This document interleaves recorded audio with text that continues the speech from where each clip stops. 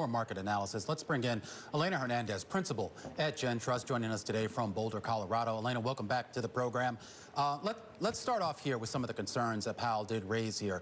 We have an economic recovery that, at least on the surface, appears to be pretty strong here, but you still have a lot of issues, at least outside of the U.S., but to a certain extent in the U.S. as well, with regards to the vaccine rollout and the idea that we can sort of get ourselves back to some of those pre-pandemic levels with regards to economic activity. How confident are you in that?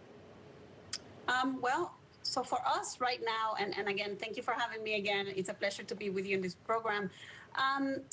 We are pretty confident that the recovery is happening, right? We've seen the data. Vaccinations have ramped up. Like you mentioned, President Biden told us 2 days ago that 150 million shots have been administered. CDC is reporting about a third of the population already, at least with one shot, 20% with, fully vaccinated.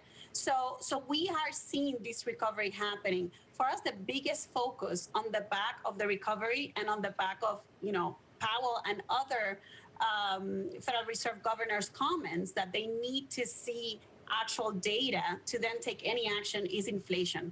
That has been our focus since pretty much we saw the light at the end of the tunnel last year, and we started looking at the dislocations in March last year and thinking, okay, how does it look on the other side, right, when we recover? We still see a lot of the pressures that we have seen that can point to an increase in inflation in the markets. For example, deglobalization, obviously the huge amount of stimulus that is in the market and the huge amount of money supply that has created.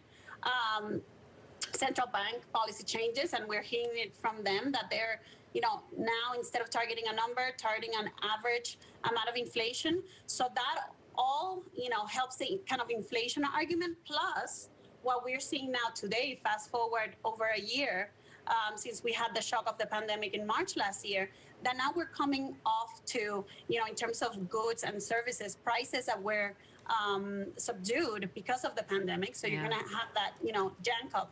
Plus rising commodity prices as we reopen, and if President Biden and Washington pass the infrastructure bill, et cetera. So that all points to higher inflation, which then leads to a reverse on the trend that we've seen for over a decade of having increasing equity valuations and lower rates and a negative stock and bond correlation, right? Which will make it harder when you switch it to a positive bond stock correlation to be able to manage risk and volatility in portfolios.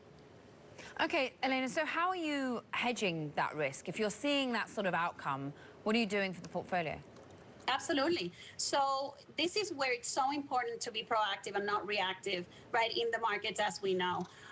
Since March last year, we started preparing portfolios for this. So when we saw the dislocations in five-year inflation expectations going, close to 90 or even a little bit below on some days, we started adding inflation-linked bonds to our customers' portfolios, as well as giving them exposure to metals. Then later in the year, we started reducing our duration in the fixed income side, either just pretty much coming down the curve or with some fixed income like strategies for clients that are suitable for those. In November, we added some recovery trades as we can kind of foresee, vaccinations were coming, hopefully they'll be accelerated, et cetera.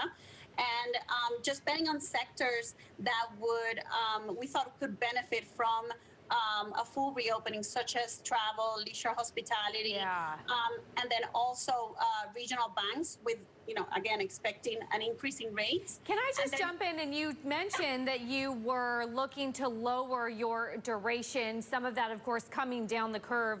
Do you also pivot to high yield, given that has a lower modified duration than investment grade and takes advantage of the cyclical recovery? Yeah, good question. We are not.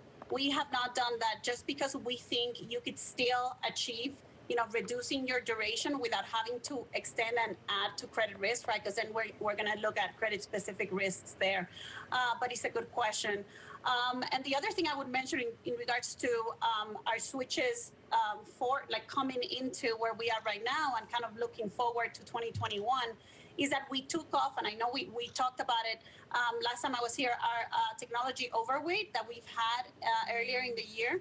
Again, we thought technology was a big beneficiary of low rates as well as the pandemic, and we switched into more commodity exposure and commodity producers. Interesting. I mean, always therefore slightly painful on the day where yields come down like they are today and tech pops, but this is the long term, Elena. We thank you so much, Elena Hernández, principal at GenTrust. Always great to get her breakdown of exactly how she's reasserting the portfolio. Coming up, though,